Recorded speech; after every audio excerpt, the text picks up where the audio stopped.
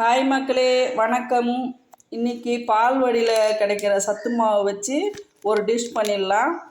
நிறைய குழந்தைங்க கஞ்சாவோ இல்லை அது உருண்டையாவோ செய்து கொடுக்கும்போது ரொம்ப சாப்பிடாமல் ரொம்ப ட்ரபிள் பண்ணுங்க குழந்தைங்க. நம்ம அதுங்களுக்கு விருப்பப்பட்ட மாதிரி ஒரு ஸ்நாக்ஸ் மாதிரி செய்து கொடுத்தோம்னா குழந்தைங்க இஷ்டமாக சாப்பிடும். இது 6 மாதத்துலேருந்து 2 வயசு வரலும் சாப்பிட்ற மாதிரி பால்வடியில் கொடுப்பாங்க. அந்த பாக்கெட் தாங்க இது உங்களுக்கு வேஸ்ட்டு பண்ணாமல் இதில் ரொம்ப முளைக்கட்டின கேழ்வரகு, கம்பு இதெல்லாம் நிறைய சத்தான ஐட்டம் நிறையவே சேர்த்துருக்காங்க. நீங்களே படித்து பாருங்கள் அதை. அதனால் இந்த மாதிரி கொடுக்குற மாவு குழந்தைங்களுக்கு ஏதாச்சும் ஒரு வகையில் வயிற்றுக்கு கொடுங்க. இப்போ இதில் ஒரு டிஷ் பண்ணலாம். என்ன செய்யலான்னு சொல்லி பார்ப்போம். நான் இன்றைக்கி ஒரு முறுக்கு வத்தல் மாதிரி செய்து காட்ட போகிறேங்க. எப்படி செய்யலான்னு சொல்லி பார்ப்போம் வாங்க. நான் இந்த கப்பால் ஒரு கப்பு ஃபுல்லாக பவுல் ஃபுல்லாக மாவு எடுத்துக்க போகிறேன். நான் இன்றைக்கி கொஞ்சமாக தாங்க உங்களுக்கு செய்து காட்ட போகிறேன். நான் ஒரு பவுல் ஃபுல்லாக எடுத்துக்கலாம்.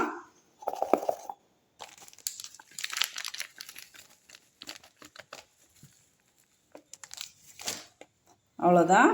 அடுத்து இதில் ஜவ்வரிசி ஒரு டம்ளர் அளவு எடுத்துருக்கேங்க. இது ஒரு 150 கிராம் இருக்கும்.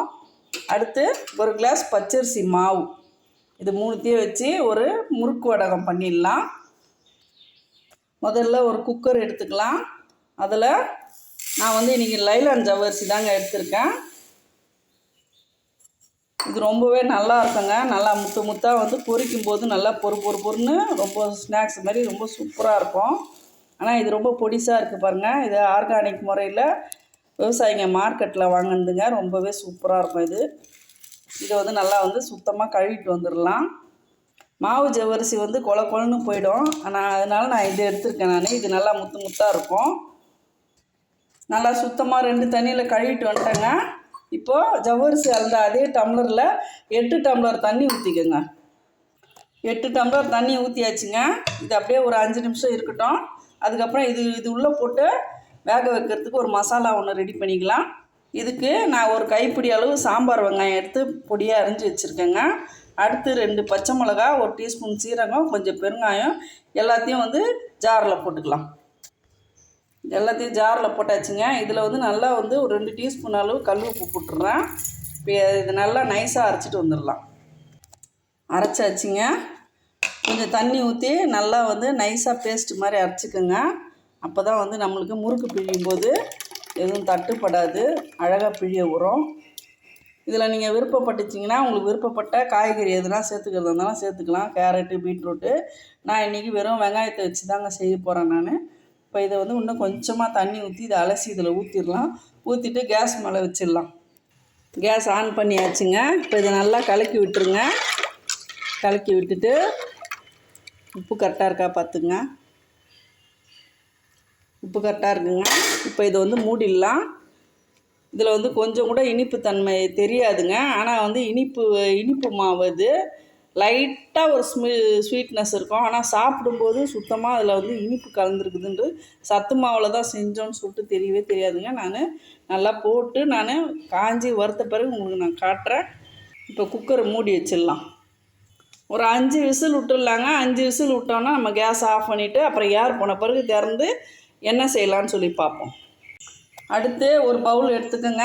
அதில் இந்த சத்து மாவை எடுத்து கொட்டிக்கோங்க. நீங்கள் மில்லட் மாவு வீட்டில் இருந்துச்சுன்னா அதில் கூட இதே ஸ்டைலில் செய்யலாங்க. நான் பால்வாடி மாவில் நான் செஞ்சு காட்டுறேன். மில்லட் மாவில் இருந்துச்சுன்னா நீங்கள் பாக்கெட்டு விற்கிது கடையில். அதில் கூட நீங்கள் செய்து குழந்தைங்களுக்கு இந்த மாதிரி ஸ்நாக்ஸ் மாதிரி செஞ்சு கொடுக்கலாம். அடுத்து இந்த மாவு பச்சரிசி மாவு இது 2த்தையும் தண்ணி ஊற்றி நல்லா கட்டி முட்டி இல்லாமல் கரைச்சி வச்சுக்கோங்க.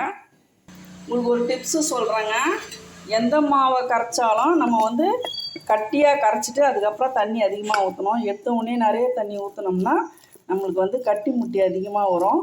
இந்த மாதிரி கட்டியாக இப்போ நான் இதை கரண்டி எடுத்துகிட்டு நல்லா கை போட்டு நல்லா பிசைஞ்சு விட்டோன்னா நல்லா பஜ்ஜி மாவு பக்கத்தில் இருக்கும். கட்டி முட்டியாக சுத்தமாக இருக்காது. இப்போ இன்னொரு ஒரு டம்ளர் தண்ணி ஊற்றி கரைச்சிடலாம்.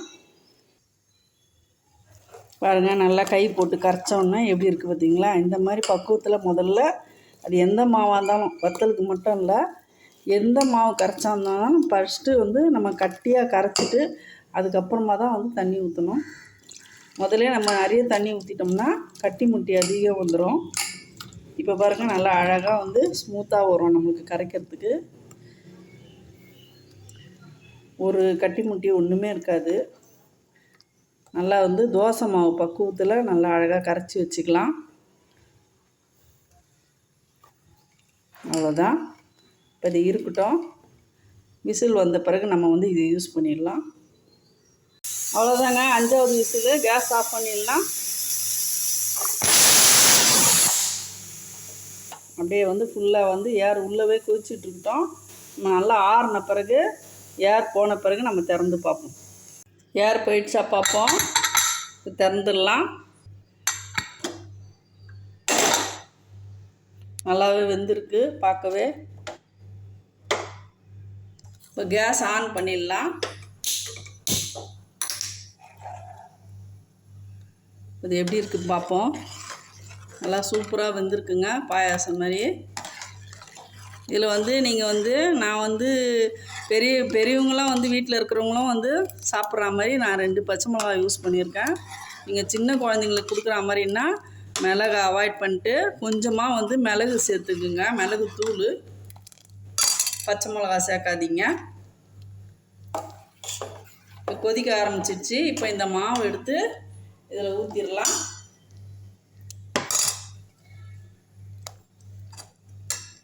இதை அப்படியே கலக்கி விட்டுருவோம்.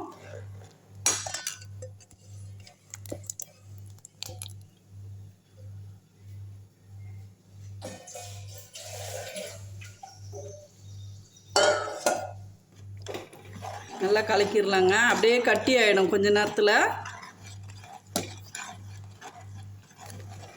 இது காஞ்ச பிறகு அப்படியே முத்து முத்தாக ரொம்ப சூப்பராக இருக்குங்க வடகம்.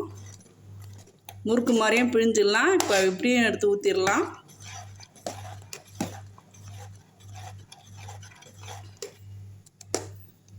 அப்படியே வந்து கைவிடாமல் ஒரு 3 நிமிஷம் நல்லா வந்து கலக்கி விடுங்க. கட்டி முட்டி இல்லாமல். குக்கரில் செய்யும்போது நம்மளுக்கு அடி பிடிக்காது. நல்லா வந்து ஒரு 3 நிமிஷம் நல்லா கலக்கியாச்சுங்க. இப்போது நல்லா வந்து நல்லா வழித்து விட்டுட்டு ஃபுல்லாக வந்து தீயை குறைச்சிருங்க. குறைச்சிட்டு அப்படியே வந்து சிம்மில் ஒரு 3 நிமிஷம் அப்படியே மூடி வச்சுருங்க. 3 நிமிஷம் கழித்து ஓப்பன் பண்ணி பார்ப்போம். அவ்வளோதாங்க, ஒரு 3 நிமிஷம் ஆயிடுச்சு. இப்போ நல்லா ஒரு கிண்டி கேஸ் ஆஃப் பண்ணிடலாம். நீங்கள் தீயை வந்து ஹையில் வைக்காதீங்க, லோ ஃப்ளேமில் வச்சு இப்படி பண்ணிங்கன்னா இப்போ பார்க்குறதுக்கு வந்து உங்களுக்கு கொஞ்சம் கஞ்சி வடகம் மாதிரி அள்ளி ஊற்றுற மாதிரி இருக்கும். ஆறின பிறகு நம்மளுக்கு முறுக்கு பிழிகிற அளவுக்கு பக்குவம் வந்துடும். அதுக்காக தான் நான் டம் போட்டேன். இப்போ வந்து கேஸ் ஆஃப் பண்ணிவிட்டு நல்லா ஆறின பிறகு பிழிஞ்சிடலாம். நல்லா 1 மணி நேரம் ஆகுங்க ஆறுறதுக்கு. இப்போது கொஞ்சம் வெதுப்பாக இருக்குது. இந்த டைமில் நம்ம வந்து இந்த மாதிரி மாடலில் கொஞ்சம் ஊற்றிடலாம். அப்படியே ஸ்பூனில் எடுத்து கொஞ்சம் கொஞ்சமாக இந்த மாதிரி ஊற்றிடலாம். நல்லா ஜில்லுன்னு ஆறின பிறகு இன்னும் கொஞ்சம் கட்டியாகும். அப்போது வந்து நம்ம வந்து கவரில் போட்டு முறுக்கு மாதிரி பிழிஞ்சிடலாம். நான் எல்லாத்தையும் வந்து போட்டுட்டு உங்களுக்கு காட்டுறேன். நான் எல்லாமே பிழிஞ்சிட்டேங்க. பாருங்கள், இந்த மாதிரி ஒரு டிசைனில் கொஞ்சம் பிழிஞ்சிட்டேன். அவ்வளோதாங்க, 2 மாடலில் போட்டாச்சு. முறுக்கு மாதிரியும் போட்டாச்சு, ஸ்பூனில் அள்ளி கிளுகிளாக வச்சாச்சு. உங்களுக்கு எந்த மாதிரி விருப்பம் இருக்குதோ அதே மாதிரி மாடலில் நீட்டாக கூட போட்டுக்குங்க. நல்லா வெயில் காயுதுங்க. நீங்கள் சாயந்தரம் எப்படி இருக்குன்னு பார்ப்போம். அதாங்க சாயந்தரம் ஆயிடுச்சுங்க. பாருங்கள் எப்படி காஞ்சிருக்குன்னு. அழகாக வருது லட்டு மாதிரி. அப்படியே திருப்பி வச்சிடலாம்.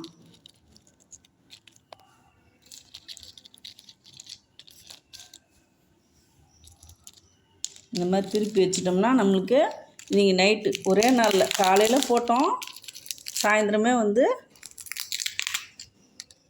ரெடி ஆகிடுச்சு. பாருங்கள், அருமையாக காஞ்சிருக்கு. ஒரு பக்கம் ஃபுல்லாக காஞ்சிருக்கு, இந்த பக்கம் நீங்கள் நைட்டுக்குள்ளே காஞ்சிரும். இது எல்லாத்தையும் திருப்பி வச்சிடலாம். நாளைக்கு காலையில் எப்படி இருக்குன்னு பார்ப்போம். நேற்று போட்டு இன்றைக்கி ஒரே நாளில் காஞ்சிருச்சு. நேற்று மத்தியானம் போட்டு இன்றைக்கி மத்தியானம் நல்லா மொடன்னு காஞ்சிருக்கு பாருங்கள். ரொம்பவே சூப்பராக வந்திருக்குது வத்தல். இந்த வத்தலும் நல்லாவே காஞ்சிருக்கு. நான் உங்களுக்கு இது எப்படி வந்திருக்குன்னு சொல்லிட்டு வறுத்து காட்டுறேன். வத்தலை பொரித்து பார்த்துடலாம். ஒரு கடாயை வச்சுக்கலாம். அதில் ஆயில் ஊற்றிப்போம். ஆயில் நல்லா காயட்டும். எண்ணெய் காஞ்சிருச்சு. வறுத்து பார்த்துடலாம்.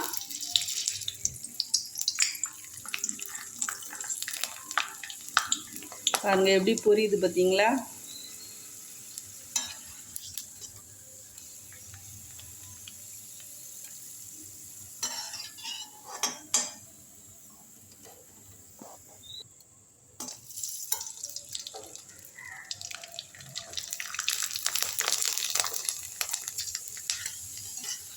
நல்லா லைட்டு வெயிட்டாக அப்படியே பார்க்கறதுக்கே சூப்பராக இருக்குங்க.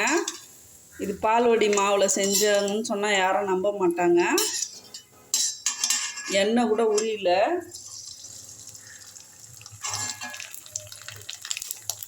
நீங்கள் கஞ்சா கொடுக்காம முடிஞ்ச அளவுக்கு கஞ்சி அந்த மாதிரி கொடுங்க. பசங்க சாப்பிடாம ரொம்ப தொந்தரவு பண்ணிச்சுன்னா இந்த மாதிரி ஸ்நாக்ஸாகவும் செஞ்சு கொடுக்கலாங்க. அந்த மாவை வந்து வேஸ்ட் பண்ணாதீங்க.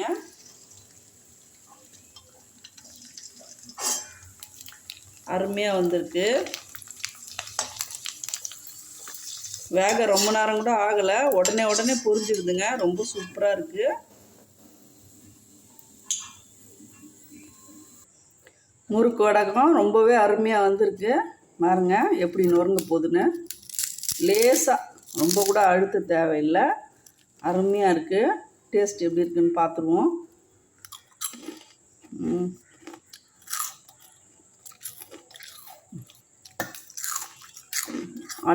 சாப்பிட்டுக்கினே இருந்தோம் போல் இருக்குது. வேகமாக வெங்காயம் ஃப்ளேவர் அவ்வளோ சூப்பராக இருக்குது. அந்த சாம்பார் வெங்காயம் கொஞ்சம் கூட அந்த இனிப்பு தன்மை சுத்தமாக வந்து தெரியவே இல்லைங்க.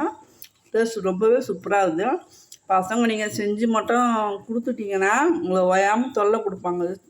செய்து கொடுக்குமான்னு அவ்வளோ டேஸ்ட்டாக இருக்குது. இதில் சொன்ன அளவுகளோட நான் போட்ட மாதிரியே நீங்கள் செய்யுங்க.